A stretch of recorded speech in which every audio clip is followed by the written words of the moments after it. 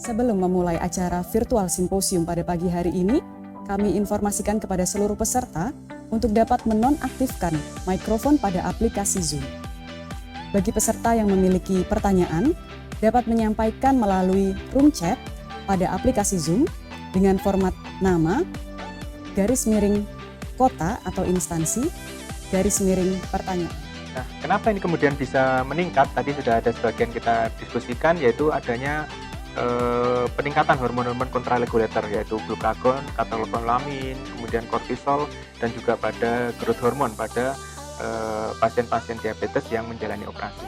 Pendekatannya saya perlu beberapa data sebenarnya ya, karena ini hamilnya ini memang dia pasien diabetes yang hamil, atau pasien dengan gestasional diabetes, atau pasien tidak diabetes tetapi pada saat mau dilakukan operasi misalnya sesar diketahui gulanya tinggi. Tentunya pendekatannya akan berbeda. Teman sejawat sekalian, selamat berjumpa dalam sesi simposium Joglo Semar 2020. Kali ini kita akan membahas masalah tiroid kaitannya dengan kehamilan. Untuk sesi pertama itu mengenai penanganan hipertiroid pada kehamilan. Kita tahu bahwa prevalensi hipertiroid pada kehamilan itu relatif rendah. Nah, kasusnya memang jarang, kisaran 0,1% sampai 1%. Assalamualaikum dokter, izin bertanya dokter, pertanyaan saya ajukan kepada pembicara pertama. Saya ingin mengajukan pertanyaan. Saya Ardani, dokter dari FKUGM. Izin bertanya dokter, apabila pada sehari-hari kita sebagai dokter umum itu menemukan pasien dengan pemeriksaan USG tiroid itu ditemukan nodul, namun dari pemeriksaan hormon didapatkan TSH, T3 dan T4-nya normal. Nah, apabila dia wanita produktif dan merencanakan kehamilan, screening apa saja yang harus dilakukan? Terima kasih dokter. Semua dasarnya adalah endothelial dysfunction yang kemudian ya akan menyebabkan stroke, tension ischemic attack, myocardial ischemia, angina, blood pressure, renal failure, dan peripheral artery disease.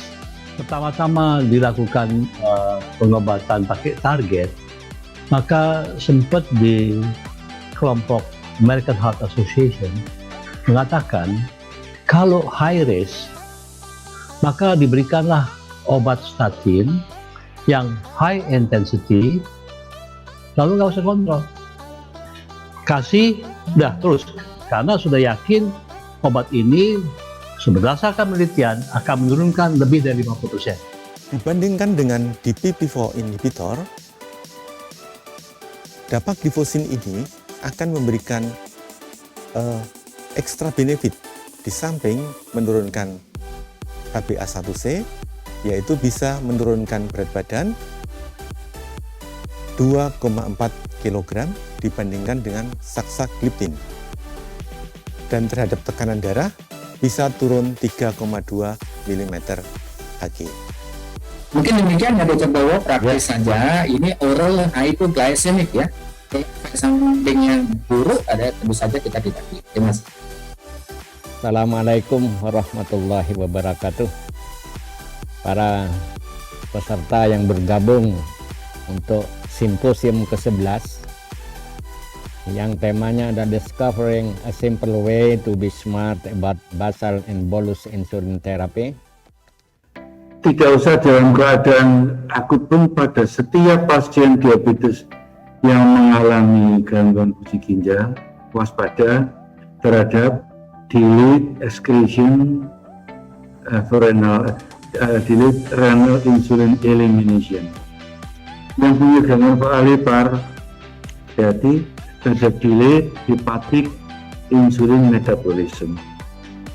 Jadi saya setuju hanya memberikan stressing ya, mudah-mudahan bisa bermanfaat. Itu saja ya, terima kasih. Kemudian di hati sendiri, baik dari kolesterol dan juga trigliserid ini akan disekresikan ke dalam sirkulasi dalam bentuk VLDL. Kemudian di dalam VLDL tersebut, trigliserid ini juga akan terjadi proses hidrolisis yang akan dibantu oleh enzim lipoprotein lipase. Hormon tiroid ini tidak hanya berhubungan dengan yang mungkin kita kenal terkait dengan masalah denyut jantung dan yang lainnya, tetapi ternyata hampir di semua sel-sel tubuh kita itu ternyata diaktifasikan atau dikontrol metabolismenya oleh hormon tiroid. Itulah kenapa menjadi hal yang penting. Ini negara-negaranya, jadi di E ada EASD ya, kemudian ada EPOS, ESC Kanada ya, yang di Eropa, Amerika, bahkan Indonesia juga sudah mulai menambahkan guideline-guideline seperti ini. Kami segenap panitia mengucapkan terima kasih sedalam-dalamnya bagi seluruh pihak yang telah mendukung keberlangsungan acara ini dan juga bagi Bapak Ibu hadirin semua yang telah berpartisipasi. Kami ucapkan sampai jumpa pada PIT Perkeni ke-22 Joglo Semar tahun 2021. Terima kasih kami ucapkan. Wabillahi taufiq wal hidayah. Wassalamualaikum warahmatullahi wabarakatuh.